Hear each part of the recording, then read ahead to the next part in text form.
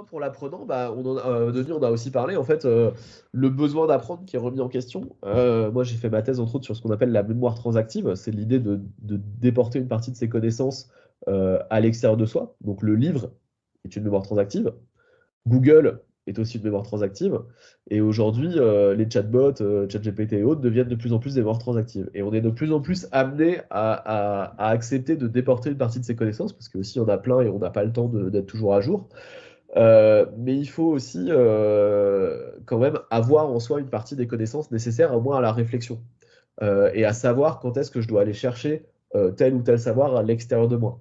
Et ça, on voit quand même qu'il y a une tendance à de plus en plus attendre le dernier moment, donc c'est aussi le point du rapport au temps, d'attendre le dernier moment pour aller chercher une connaissance en se disant euh, j'ai juste besoin de demander à ChatGPT comment faire telle ou telle chose et je saurai le faire. Et en fait, une compétence, c'est pas juste savoir, c'est aussi le mettre en application dans un contexte donné, quoi.